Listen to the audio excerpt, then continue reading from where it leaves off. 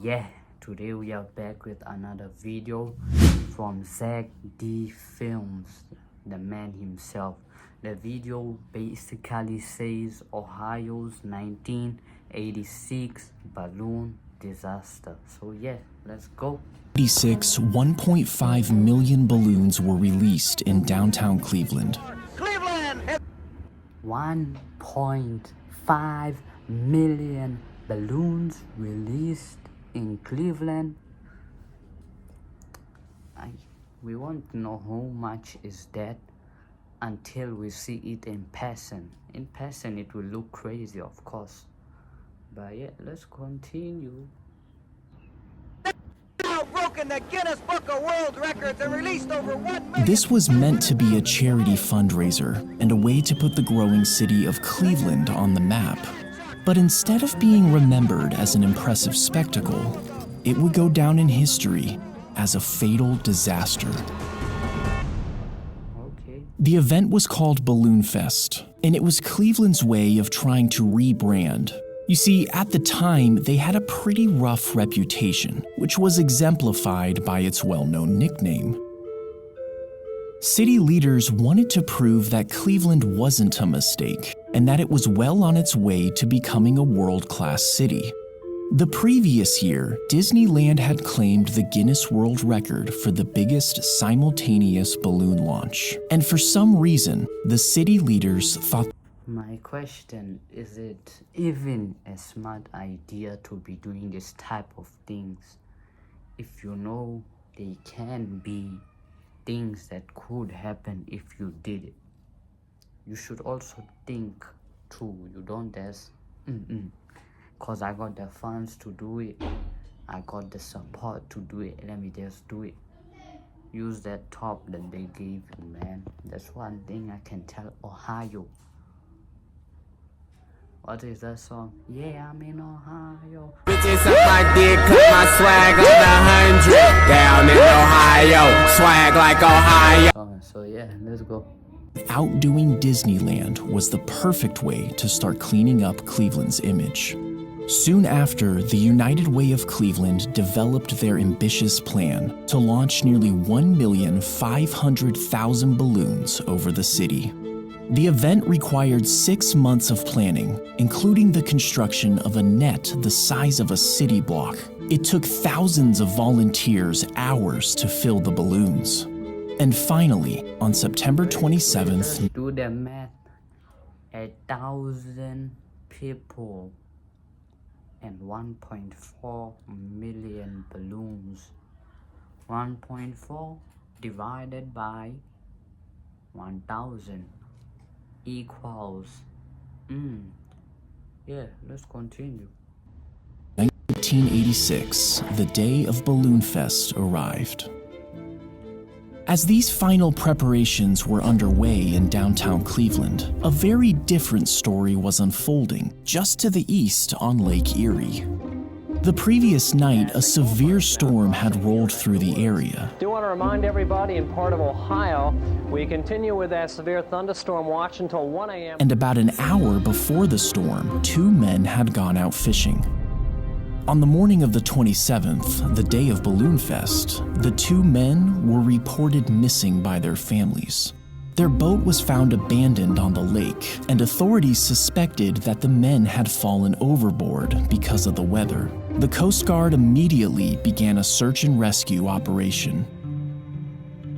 Meanwhile, in Cleveland's public square, over 100,000 people had gathered to witness the balloon launch. The organizers were pleased that last night's storm had cleared in time for the event to go forward. But as the day wore on, the weather once again took a turn for the worse. A major rainstorm was closing in, but the balloons were already filled and ready to go. Rescheduling at this point would be near impossible. So instead, they released the balloons ahead of schedule. 5, 4, 3, 2, 1. Here they go. Lift off. And the fan is up, and there they go, John. Damn. If you look at it from here, it looks like an explosion. So yeah, let's continue. The Guinness Book of World Records has just been broken in Cleveland. Over 1,500,000 balloons. There was no doubt about it. The launch was spectacular. We did it! We did it, John! It was a tremendous moment of triumph for the city of Cleveland. But unfortunately, this moment of triumph did not last long. The expectation was that the helium-filled balloons would float around for a while before eventually deflating and returning to Earth one by That's dumb. Most people, when they send balloons in the air and wanted to come back down, they with like paintball guns and that. one. But that wasn't what happened. And the wind has just shifted just enough that the balloons are now trailing fast.